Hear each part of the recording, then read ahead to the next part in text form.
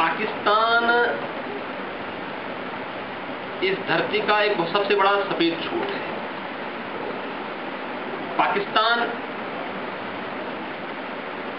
जो है इस देश की राजनीतिक अतिलिप्सा जो देश के राजनेताओं के अंदर था उसका पाप है। इसलिए पाकिस्तान को हम वास्तविक मान ही नहीं सकते।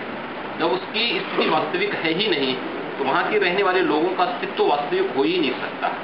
और मुझे लगता है कि उसका परिणाम यही आना है जो वहां पे आ रहा है, जो कुछ वहां पर हो रहा है, चाहे वो बलूचिस्तान हो, चाहे वो सिंध हो, चाहे वह शेष पाकिस्तान, पश्चिमी पाकिस्तान के अंदर जो कुछ भी हो रहा है वो ये होना ही है। देखिए, जितना हद तक से पाकिस्तान भारत के अंदर कर रहा है उसका 10% भी भारत अगर पाकिस्तान के अंदर कर दे तो पाकिस्तान 4 टुकड़ों में विभाजित हो जाएगा, ठीक।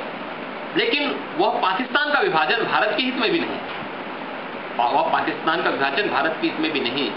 इसलिए यह गलतफहमी है कश्मीर के उन लोगों की जो इस मानसिकता के साथ जी रहे हैं, और यह गलतफहमी है पीओके, पाक अधिकृत कश्मीर के अंदर रहने वाले नागरिकों की भी।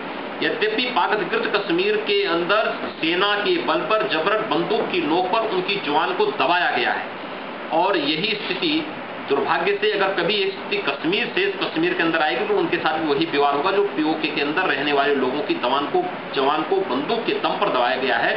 भारत एक लोकतांत्रिक देश है। लोकतंत्र के नाम पर इस देश ने इस देश के हर नागरिक को बिना किसी भेदभाव के, और बिना भेदभाव की बात तो दूर क्या, यहाँ पे अल्पसंख्यकों को बहुसंख्यक की तुलना में विशेष अधिकार देकर के जो लोकतंत्र को मजबूती प्रदान करने का एक सपना देखा है, मुझे लगता है उसका नाजायज फायदा कश्मीर के वे उपद्रवी उठा रहे हैं, या जो भारत से अलग होने की मांग कर रहे हैं, जो स्वायत्तता की मांग कर रहे हैं, वे उस लोकतंत्र की उस नाजायज दिए गए तोहफे का फायदा उठाना चाहते हैं। ये उनकी गलतफहमी होगी।